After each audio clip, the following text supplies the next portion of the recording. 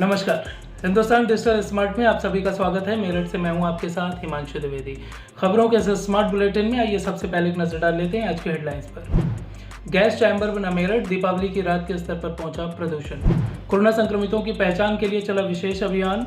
मिठाई की दुकानों पर 18 संक्रमितों की हुई पहचान। 2 पुलिसकर्मियों की मौत से शोक में डूबा पुलिस महकमा। भाकियों के आह्वान पर कल से कलेक्ट्रेट में किसानों का अनिश्चितकालीन धरना। करवा चौथ से पहले खनकने लगा मेरठ का चूड़ी बाजार। कोरोना काल के बाद अब संभलने लगा है कारोबार। अब खबरें विस्तार से। अभी ना तो दिवाली है और ना ही पटाखों का धुआं, लेकिन मेरठ में प्रदूषण का स्तर दिवाली की रात के बराबर पहुंच चुका है।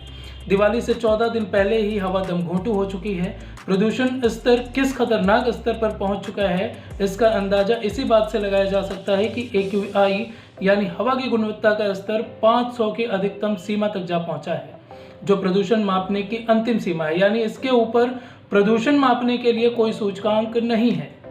इससे अधिक प्रदूषण की स्थिति में भी AQI 500 ही प्रदर्शित होगा। कोरोना काल में यह स्थिति बीमारों के लिए घातक होने के साथ ही स्वस्थ लोगों और बच्चों के लिए भी बेहद खतरनाक है। उधर बढ़ते प्रदूषण को देखते हुए अब NHAI और दूसरे विभागों ने एंटी स्मोक गन का प्रयोग शुरू कर दिया है। साथ ही टैंकरों के जरिए फुटपाथ, डिवाइडर और अन्य क्षेत्रों में पानी का छिड़काव कराया जा रहा है। उधर प्रशासन और स्वास्थ्य विभाग की ओर से कोरोना संक्रमण की रोकथाम के लिए विशेष अभियान चलाया जा रहा है। इसके तहत मिठाई की दुकानों पर जांच अभियान चलाया गया। दुकान मालिकों और स्टाफ की कोरोना जांच की गई। 1486 लोगों का एंटीजन टेस्ट हुआ, जिनमें से 18 लोग संक्रमित पाए गए हैं। बागपत रोड स्टैंडर्ड स्वीट्स की दुकान में ही अकेले 7 कर्मचारी कोरोना पॉजिटिव मिलने से हड़कंप मचा हुआ है। दुकान को प्रशासन और स्वास्थ्य विभाग ने तुरंत पुलिस फोर्स भेजकर बंद करवा दिया। आपको बताते चलें कि अब तक ई-रिक्शा, ब्यूटी पार्लर और मिठाई दुकानों की जांच हो चुकी है। आज रेस्टोरेंट संचालकों और स्टाफ की जांच हो रही है। सुबह से ही रेस्टोरेंट के बाहर स्वास्थ्य विभाग की टीम जांच कर रही है। वहीं मेरठ में रविवार को 2 पुलिसकर्मियों की मौत हो गई। गंगानगर थाने के सब इंस्पेक्टर संजीव कुमार पिछले 15 दिन से कोरोना संक्रमित थे। सुभारती अस्पताल में रविवार सुबह उन्हें मृत घोषित कर दिया गया। 2015 बैच के सब इंस्पेक्टर संजीव संभल जिले में चंदौसी के रहने वाले थे। वहीं रेडियो रेंज कार्यालय के RI इंस्पेक्टर राजीव कुमार का भी बीमारी के चलते निधन हो गया। बताया जा रहा है कि उन्हें पीलिया समेत कई अन्य बीमारियों ने अपनी चपेट में ले लिया था। वहीं 2 पुलिसकर्मियों की मौत से पूरा महकमा शोक में डूबा हुआ है। भाकियू के राष्ट्रीय प्रवक्ता चौधरी राकेश टिकैत के निर्देश पर सोमवार को कलेक्ट्रेट पर अनिश्चितकालीन धरना प्रदर्शन होगा। किसानों को ट्रैक्टर ट्राली से कलेक्ट्रेट पहुंचने के लिए कहा गया है। बकाया गन्ना मूल्य भुगतान, गन्ना मूल्य में वृद्धि और धान खरीद में हो रही परेशानी के मुद्दे पर प्रदर्शन किया जाएगा।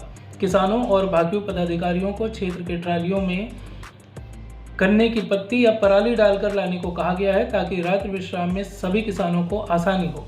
भाकियू जिलाध्यक्ष मनोज त्यागी ने कहा है कि गन्ना किसानों की यह लड़ाई निर्णायक साबित होगी और किसानों को उनका वाजिब हक मिलेगा। अब बढ़ते हैं अगली खबर की ओर। मेरठ में बनी चूड़ियों की खनक देश विदेश तक लोगों को आकर्षित करती है।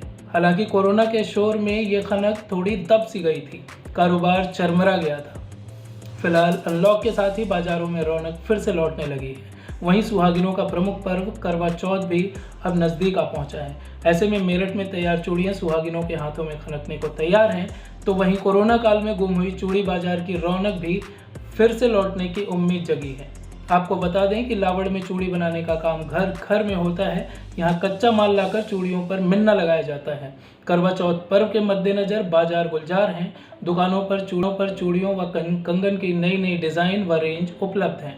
राजा हिंदुस्तानी, सिम्बा, कुछ कुछ होता है, दिल है हिंदुस्तानी और सांवरिया नाम की चूड़ियाँ बाजार में महिलाओं को खूब आकर्षित कर रही हैं।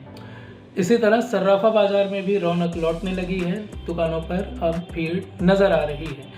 तो ये थे आज के प्रमुख समाचार। अपने शहर की खबरों को देखने सुनने के लिए हिंदुस्तान स्मार्ट का YouTube चैनल सब्सक्राइब करें और नोटिफिकेशन पाने के लिए घंटी के सिंबल पर भी क्लिक कर दें।